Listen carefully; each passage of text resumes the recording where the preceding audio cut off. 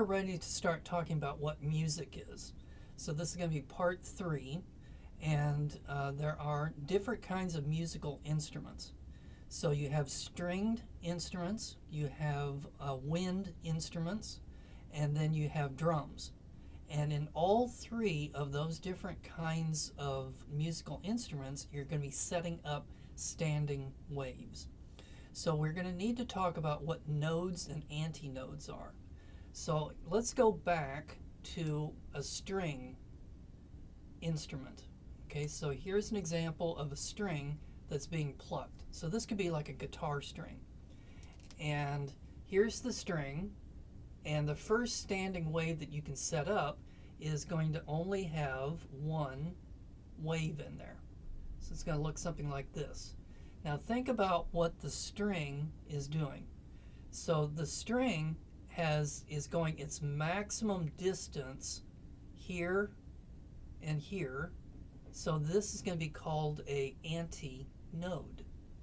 So wherever the wave has maximum amplitude, that's going to be called an antinode. But look at right here, you see the string is not moving at all. The string is moving a little bit right here.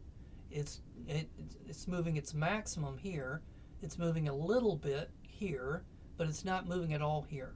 So wherever the wave is not moving, that is going to be called a node. So you have a node over here, and then a node over here, and then halfway in between it is going to be the antinode. And then let's just go ahead and do the 2 standing waves. So you still have your same length of string, but this time we're going to set up in it 2 standing waves. So this is still going to be a node over here, so this is not moving. This is going to be an antinode right here where it's got maximum amplitude, and then this is going to be another node right here, and then an antinode, and then a node. So depending on the number of standing waves that you're setting up, that's going to determine the wavelength of the wave, and then the wavelength in turn is going to determine the frequency of the wave. And then in music, frequency is called pitch. It's going to determine the pitch of the sound being produced. Now, we're not going to be using a string though. We're going to be using a pipe. So let's go down to here, and you have a pipe. So let me erase this. And instead, let's put a pipe in there. So the first example is going to be a pipe that is open on both ends. So think about a straw. And if it's open, that's an antinode. So you have an antinode over here, and you have an antinode over here. And the first possible kind of standing wave that you can set up in it is going to look something like this. And then notice that right here it's not moving at all, so then that's going to be the node. Now another possibility though is let's set up the next possible standing wave in there. So again, it's going to be open on both ends. So this is going to be an antinode, and then this is going to be an antinode. And then notice that this time it's going to be something like this. And now here, so that's going to be a node right there. This is going to be another node. And then in between, this one right here, that would be an antinode. So those would be the different nodes and antinodes associated with that one. But we could also have a pipe that is closed on one end.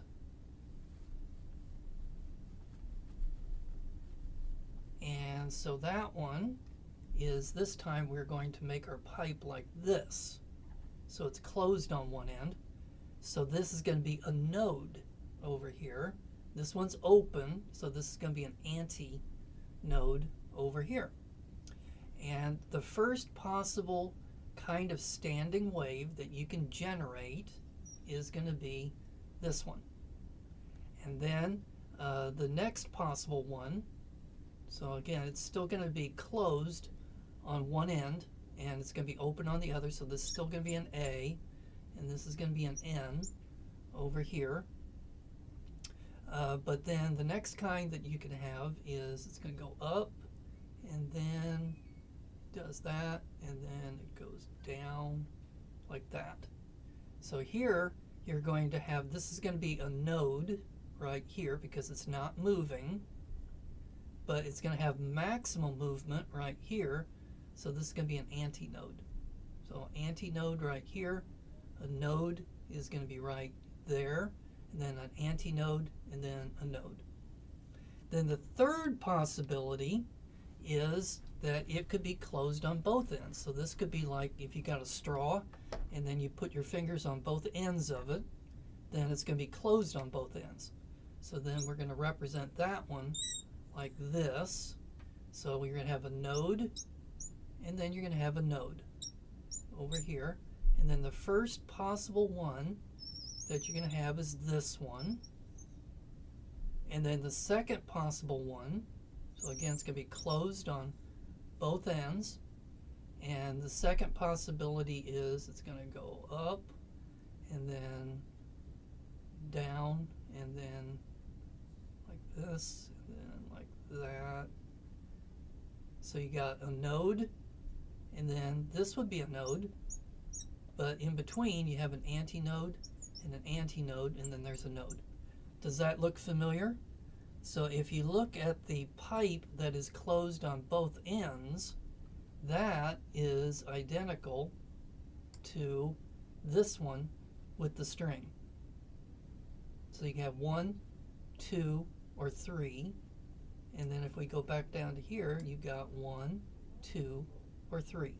So we're going to keep it simple, that we're not going to be doing very complex numbers of standing waves in there, but I did want you to understand how are these things producing them.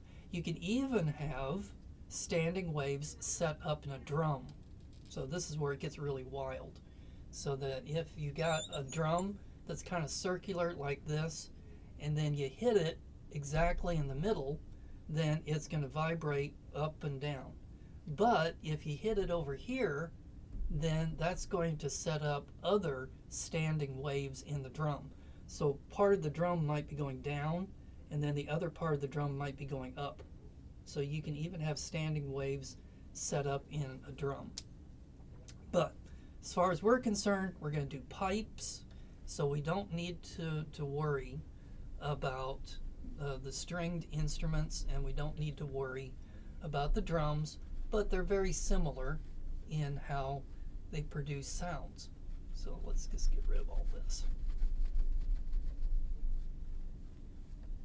Okay, now how is the nodes and the antinodes related to the wavelength of the wave? So let's go back to the string. So there's our string, and then we had something like this where this is a node, and then this is a node over here, and then halfway in between was the antinode. So we can measure the distance from here to here. So that's going to be like the length L of the string. But it's also going to be the distance from a node to a node. So the distance from the node to the node is the length of the string. And what we need to know is how is it related to the wavelength. Now here's something that we can do. You're gonna be ooh and ahhing after you see this. But imagine that we have a mirror right over here. And then we look into the mirror, and we're going to look at the image of this thing in the mirror. And so can you see that we could extend this behind the mirror like this? So you see here, this thing here, if we look at it in the mirror, would be over here. And so now look at this. So the distance from here all the way over to here, do you see that the wave is repeating itself? And so what do we call that? That's the wavelength. So the distance from all the way over here to all the way over here would be the wavelength, lambda. Okay, and now can you see that then lambda would be equal to 2 times the distance from the node to the node. And now let's solve this for the distance from the node to the node. So we take the 2 over to the other side and we get equation 3.2a.2. The distance from a node to a node is equal to the wavelength divided by 2. You may now ooh and ah. That was worth coming to the lab just to see that. And we could do the same thing for the second equation. The distance from a node to an antinode is equal to the wavelength divided by 4. What's the point? Okay, once we have the wavelength, we can figure out the frequency. Because, now let's go back up to here. Look at this equation right here. So this equation says that the speed v of the wave is equal to its wavelength times its frequency. If you want to use the letter F for frequency, that's okay. But I use that symbol. So the speed of the wave is equal to its wavelength times its frequency. So what we're going to do is we're going to use these equations to get the wavelength. And then once we've got the wavelength, we plug it in here. We know this. So this is going to be the speed of sound, which is going to be 340 meters per second. So this thing over here, this is going to be 340 meters per second. That's the speed of sound. And we're going to know this from those two equations, and then we're going to solve it for the frequency. Who cares? Once we got the frequency, that's going to be the pitch of the music that is being produced by that. Okay, so now let's go down and let's look at the simulation. So we're going to go to this website. So go ahead and click on that.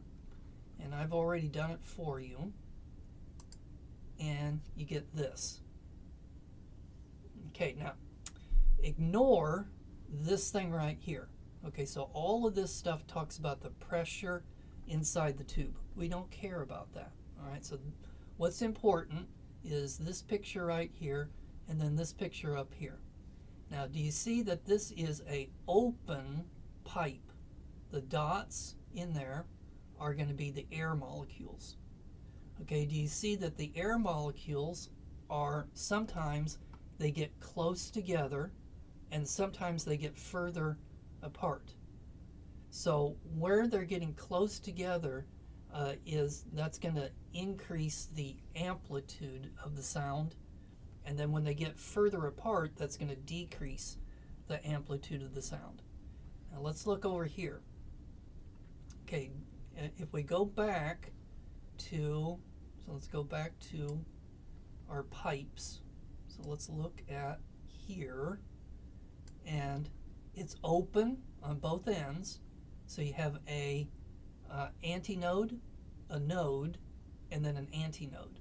So we're looking at this picture right here. So we have an antinode on this side, we've got a node in the middle, and then we got an antinode on the other side. So what are some other things? Let me get rid of that. We could also have a situation where one side is open. So if we click on this, okay, this side is the closed side, so this would be the node, And then this side over here is the open side, so that's the antinode. We could also have both sides closed. So if we click on here, okay, now we've got a node, antinode, and then a node. Okay, now what do you think these buttons do? Okay, so this is the first possible standing wave that you can have in a closed pipe on both ends. So if I click higher, now I've got two standing waves in there. If I click higher, I've got three standing waves. So every time I click on this, it gives me the next possible standing wave that you can have. So let's go back to the original one. Again, let's open it on both ends. So it's open on both ends. Let's click the higher one. And now we've got this. So here's our picture. And then if we go back to here, that's this picture right here. Okay, so this shows you all the different possible standing waves that you can generate.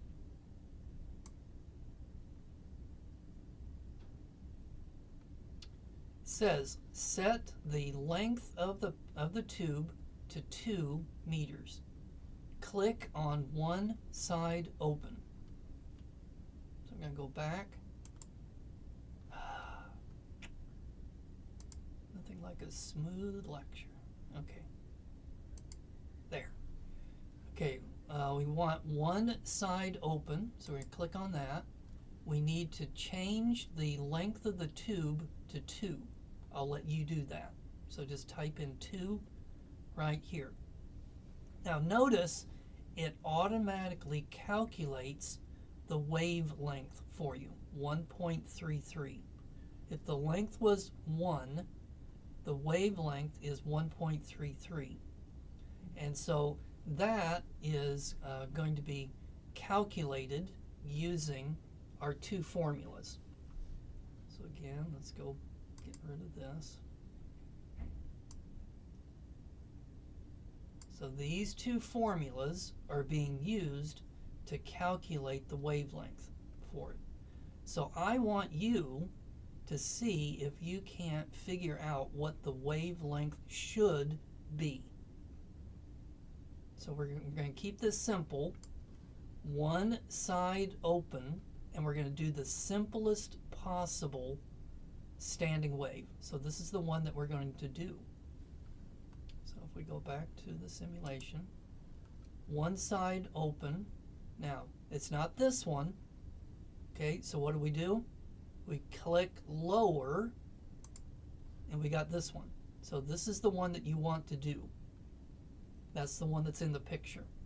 You want to change the length of the tube to 2, and I want you to see if you can calculate what the wavelength should be. And then once you calculated it, then look at this number and see if it's correct. Okay, once you got the wavelength, I want you to calculate the frequency using this thing up here. So you'll know the wavelength, so just plug the number in there. You know this, so that's 340, and then solve it for the frequency.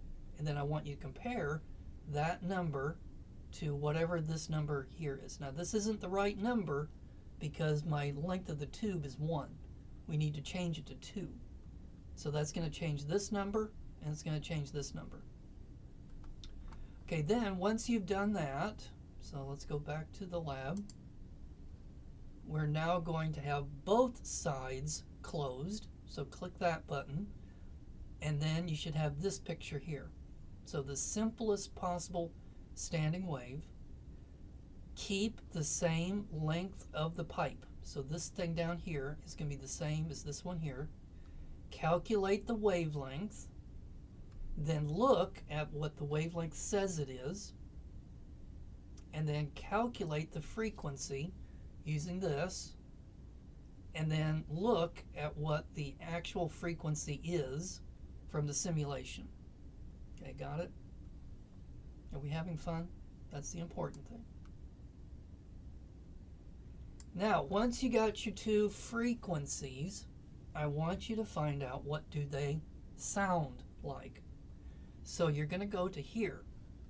Click on this online tone generator and then dial it to the two frequencies that you have just figured out and then listen to what it sounds like. And then you might want to just play around with it. You might notice that 20 hertz is as low as you can go because that's the range of your hearing. So you can hear 20 hertz to 20,000 hertz. Try it. So if you go below 20 hertz, you shouldn't be able to hear anything. If you go above 20,000 hertz, you should not be able to hear anything. So just try some of those frequencies and see what they sound like to your ear. All right, so now we're going to take a break. When we come back, we're going to do the Doppler effect. So I'll see you in just a moment.